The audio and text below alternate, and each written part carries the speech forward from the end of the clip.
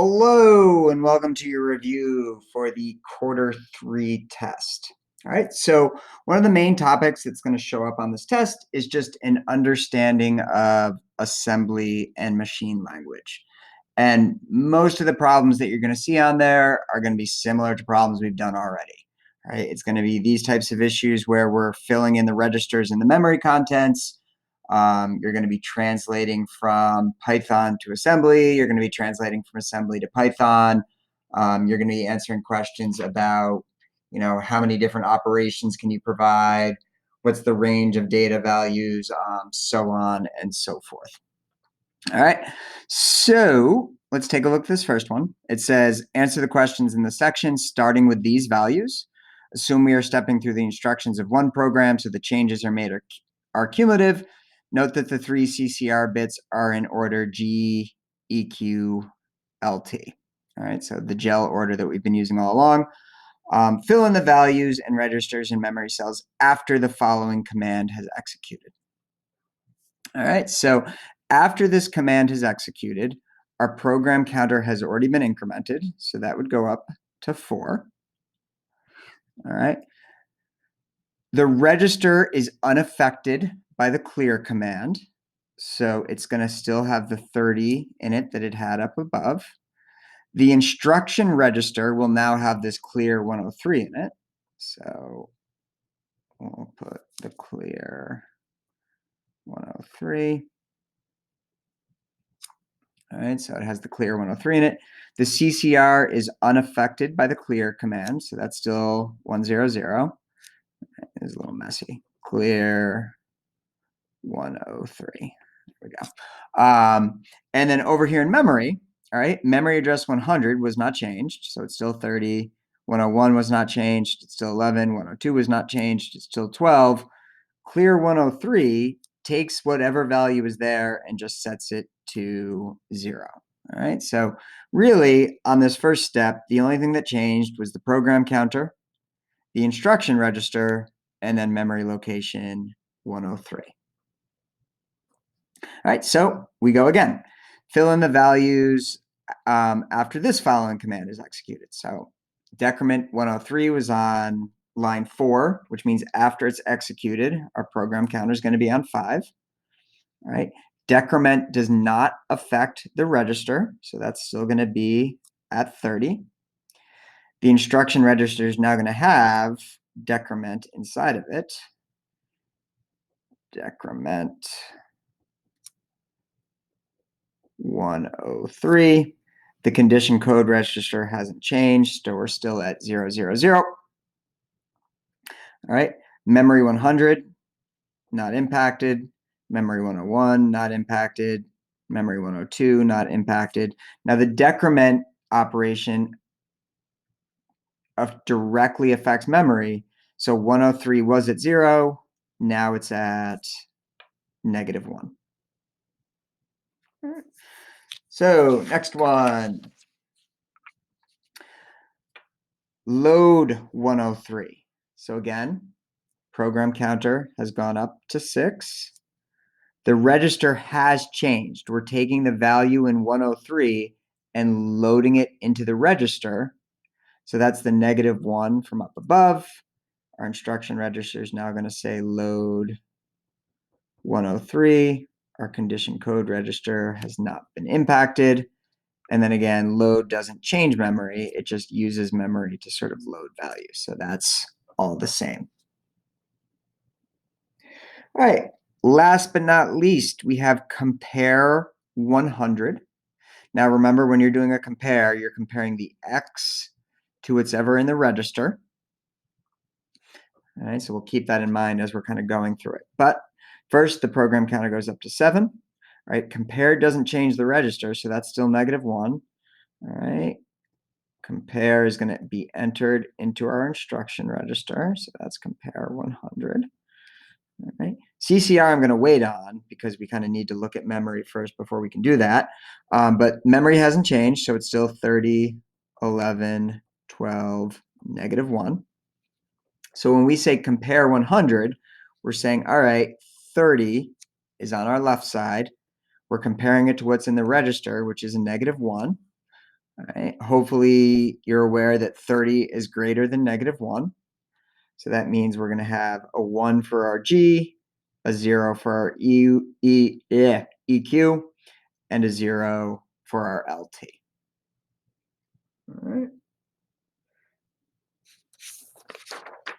So again, compare is the one thing that's going to change the condition code register. Often a compare is followed by like a jump. All right. So if I said, jump GT, all right, because this flag is set, we would jump to whatever address jump GT said, which would affect the program counter. If it said jump EQ, well, the EQ flag is not set, so our program counter would just go up by 1. All right. Now this one doesn't have a jump after it, but a lot of times after you see one of these compares, it's then going to deal with the jump, and jump is generally directly impacting the program counter, depending on whether the right flag is set or not. All right, let's take a look at number 2 here. Translate a Python code segment into machine language. Write the assembly code that corresponds to the following Python program segment. Start your code at memory cell 0. W, X, Y, and Z are stored in 100 through 103 respectively. All right. And again, it gives you the commands over here, and you can expect that I would give you the commands on the test. You do not have to memorize each and every command and what is available to you. All right. You have to be able to translate, but you don't have to be able to sort of memorize everything. All right. So we have if Z is greater than or equal to X plus Y. Now, again, this is going to be a comparison, right? When we do a comparison, the X is on the left, the R is on the right, which means that I need to get X plus Y into my register, all right? So we could start by saying, all right, we are going to load X, except X is really 101. So that has now placed X into our register. And then we are going to add to X Y, which is 102. So now our register contains X plus Y, just like we need it to. So we can compare that to Z. So we can say compare to Z, which is memory address 103. All right, so again, this is our X plus Y part. This is comparing it to Z. So we've effectively just set up this line right here. Now, I think it's not a bad idea to just immediately write your 3 jumps. So we've got jump GT, jump EQ, jump LT. All right. Now I can just kind of go on and write the rest of the program, and I'll fill in the jump locations once I've written the rest of the program. All right, so here I've got X minus Z that I need to load in. Now, remember, this is the part that's tricky. When you're using subtract, it's the register minus X.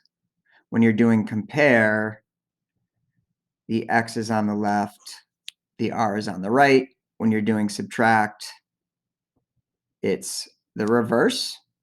So if I want to do X minus Z, I need to first load X. So I'm going to load 101.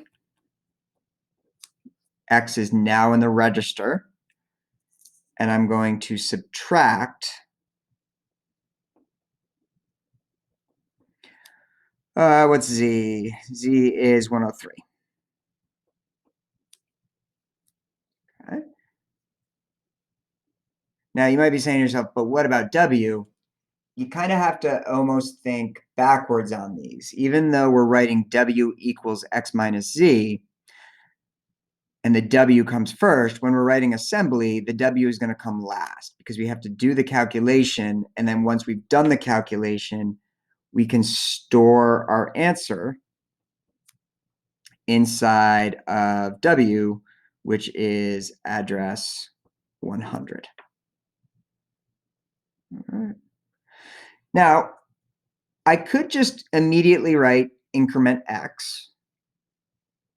All right, but then I'm going to have to write increment X twice because I'm going to have to do it once for this guy and once for this one over here, because notice this is outside of our else. So this is happening no matter what. So instead, what I'm going to do is I'm just going to write jump. All right, and this isn't a jump greater than, a jump equal to, a jump less than. This is just a jump that's eventually going to bring me down to this line right here. All right, so now I'm going to switch over. So I've just done this part. Now I'm going to switch over to this right here, which is the W equals W minus 1.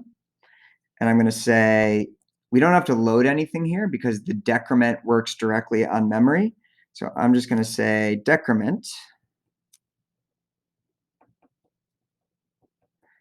And then we are decrementing, W, which is address 100. Now, once that's done, then I can do this line right here, because I just did that, X equals X plus 1, which is just increment 101. All right. Now that I have all this set, I can fill in my jumps. So I'm going to jump after I do my W equals X minus Z. I'm going to jump down to line 11 to do my increment of the X. So I skip the W equals W minus 1, but I jump down and do the X equals X plus 1. All right, up here, I saw my if statement was if Z is greater than or equal to, do this. So if it's greater than or equal to, I'm going to jump to line 6. If either one of those is true, I'm going to jump to line 6. If it's less than, then I'm going to skip all of this code, 6, 7, 8, 9, and jump down directly to 10. All right, but generally it's easiest to just put the jumps in there, and then once you've written everything else, go back and actually apply the numbers to where they need to go. All right, but this is the sort of thing you can expect to see. It's definitely going to involve a compare. It's definitely going to involve jumps. It's definitely going to involve adding, subtracting, and sort of different calculations there. But all stuff that we've done before, all stuff that you've got to be able to do, all stuff that you should be, somewhat familiar with at this point. All right. This one is kind of going in the other direction. Study the assembly language program below. Once you understand what it does, write a Python code fragment that does the same thing. In your Python code, call the variables x 100, y 101, z 102. All right, so what I like to do when I'm going in this direction is I immediately like to write the letters in. So this is really load x, this is compare it to z, jumps are addresses, so I'll leave those out. This is another load x, and then it's adding z and adding y, and then I'm subtracting 102, which is z, and I'm storing it in 101, which is y. Jump is an address, that's fine. And then decrement 101, again, is involving y. All right, so what do we have here? We have load 100, which is load x, and then we're going to compare it to z. And again, I keep saying this, but when you're doing comparisons, x is on the left, r is on the right. So what this is really saying is I'm going to do z blank x. All right, so we've got if z blank x so far, and then we've got to figure out what's going to go inside this blank here. Okay, now this one doesn't use all three jumps. It just says jump if greater than, jump if equal to. So we can put if z is greater than or equal to. Then we're going to jump down to line 10, which is decrement 101, or basically y equals y minus 1. Right? If it's not greater than or equal to, then we're going to continue on with this code right here, which is effectively like our else. So we've got our else here. All right. Now, again, I said when you're writing assembly, you almost have to think backwards. So when we're writing Python here, we've got all of these calculations here. And at the end, there's a store in y. So that tells us that we're going to do a y equals to. Now, let's see what we're going to equal it to. So we're loading x, then we're adding z, then we're adding y, then we're subtracting z. That's kind of silly. We added z and subtracted z. Why did we even involve z? But either way, we end up with y equals x plus z plus y minus c. Could have just written y equals x plus y. Would have made more sense, but it is what it is. And then we jump to 11, which is the end of the program. So there's nothing else that happens, right? Because this was part of the original if. So this is one way that you could write the program. All right. It's not the only way you could write the program. All right. You could also say, oh, I jump when it's greater than or equal to, so I don't jump if it's less than. So you could have also said, oh, if z is less than x, then I'm doing y equals x plus z plus y minus c. Else, I'm doing the y equals y minus 1. All right. Either one would be like a perfectly acceptable way to sort of write this. There are other options, but these are probably the two most common that I'd expect you probably to come up with on these. But again, there is flexibility here. And as long as your Python code is equivalent to what the assembly is saying, you will receive full credits. So it's not like I have to see it this way or I have to see it that way. There's flexibility here. And as long as you're doing something correctly, as long as it works, you'll get full credit on an exam for it. All right, 4, below is a subset of the machine instructions that we used in class. Use them to answer the questions that follow. Clearly and completely describe what the following machine instructions do. Assume that a 12-bit instruction consists of a 4-bit opcode followed by an 8-bit address. Your description should not include any binary numbers. Use decimal numbers instead. If data is copied or moved, be clear about the source and destination. The instructions are not in sequence, i.e. they're independent of one another. So each one is just kind of stands on its own. So what do we have here? We have 12 bits, but we are told that the first 4 bits are the opcode. So if we look up here, we can see that 0101 is actually a subtract command. So this is subtract.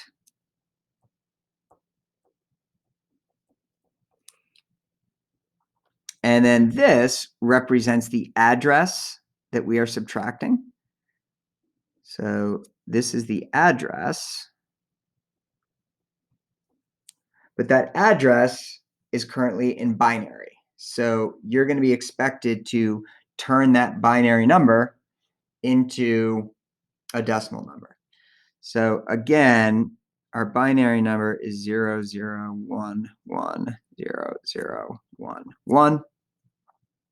All right, so this is your ones place, this is your twos place, this is your fours place, your eighths place, your 16th place, your 32nd place, 64, 128. So we have ones at 32 and 16. We have ones at 2 and 1. So altogether, that's 48, 51. All right, so this is saying subtract 51.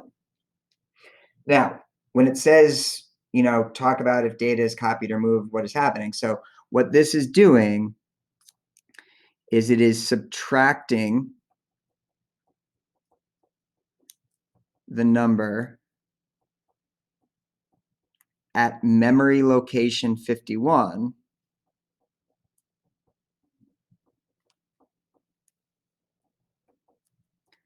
from the value currently in the register.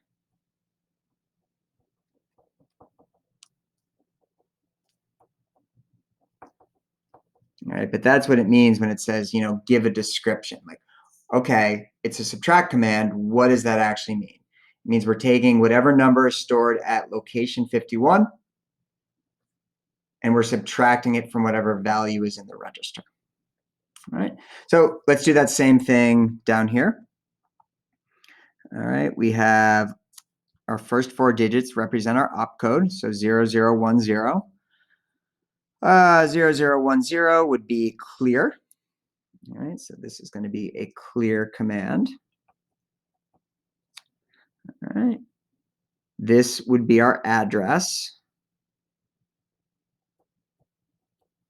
All right, and this just has the back 3 set to 1. So 2 to the 0, 2 to the 1, 2 to the 2 is basically 4 plus 2 plus 1, or 7. So this is clear 7, which basically says set memory location 7 to 0. All right, but that's what the clear command does. All right, so if I give you these, there's 2 parts. The first part is just, okay, first 4 digits of the opcode, look up the opcode. What is it?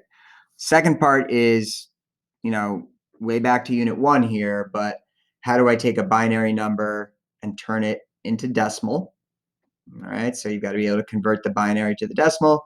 And then 2, you should have an understanding of each of these commands. All right, load takes a value from memory, places it in the register. Store takes a value from the register, stores it at a memory location. Clear sets a memory location to 0. Add takes a value from a memory location, adds it to the whatever values in the register. Increment and decrement directly influence memory. They don't involve the register. Subtract is just like add. You take the register and you subtract the value in memory. Compare is comparing the location with what's ever in the register, and then it's going to set the CCR, or the condition code register, based on the result of the comparisons. Jumps change the program counter. So this just changes the program counter automatically. This changes the program counter if the GT flag is set in the condition code register, if the EQ flag is set, if the LT flag is set, and then halt just stops the program. So again, you should be familiar with what each of these do and how they affect the register or the memory of the computer, which is exactly what you were doing on these questions. So that might seem overwhelming, but you were able to do it on these questions. You were able to say, oh, increment changes this, clear changes this, decrement changes this. It's just kind of putting it into words and just giving that explanation of, okay, this is what subtract actually does. All right, last but not least, consider a 20-bit memory cell where the first 6 bits are used for the opcodes and the remaining bits are used for a single operand. For each of the following, give your answer as a decimal expression. So how many unique operations are possible? All right. If you are using 6 bits, that tells us that there are 2 to the 6th operations. And then you just have to be able to tell me what 2 to the 6th is. Either that or your calculator has to tell me what 2 to the 6th is. But either way, hopefully you come up with there are 64 operations. All right. Now, part B says, what is the range of data values in this system? Okay, now the important part here with data values, so what is the range of data values, is that when we're talking about data, we get to use the whole memory cell. We don't need to reserve some of it for the opcodes. So we can use all 20 bits to represent our number. Now, one of those bits is going to be our sign bit. And then the other 19 bits are going to represent the actual number. All right. Now, if we have 19 bits to represent a number, all right, that means we can represent 2 to the 19th different numbers. So 5, 2, 4, 2, 8, 8 different numbers. However, those numbers go from 0 to 52, 42, 87. All right, it goes one less because we're starting at 0, we're not starting at 1. So the largest number we're going to be able to represent is a positive 5, 2, 4, 2, 8, 7. And the smallest number we're going to be able to represent is a negative 5, 2, 4, 2, 8, 7. All right. And again, we kind of just lose a value because we lose a 0 on the positive side and we lose a 0 on the negative side. So we kind of lose a value there because we have like a positive and a negative 0. But that's pretty much what we've got going on there. The other question that will sometimes get asked, which is more in line with part A, is that it'll be like, how many different addresses do you have? So again, in this case, it would be 2 to the 14th. So 2 to the 14th is 16,384 different addresses, and they are numbered 0 to 16,383. All right, so 2 to the exponent will give you the number of combinations. But if we're talking about like the maximum value or the range of values or something like that, you're usually subtracting 1 because we start at 0. We don't start at 1. All right. Again, if you had 5 different numbers and you started at 0, 0, 1, 2, 3, 4, you've just used up your 5 numbers without actually getting to the value of 5. All right. So again, you'll have questions that deal with this. You'll have questions that deal with machine language and translating it to assembly. You'll have questions where I'm giving you assembly and you're translating it to Python. You'll have questions where I'm giving you Python and you translate it to assembly. And on this one, I forgot to write this in, but technically you should probably have a halt here at the end. So your end of your assembly program should always end with a halt. So I'm going to throw the halt in there right now. And then you'll definitely have these types of questions where you're working through and showing how the memory and the registers and all that other stuff changes. All right. So hopefully this was useful. If you have any questions, let me know. But this is kind of what you want to be able to do heading into the test there. All right. Have a great day.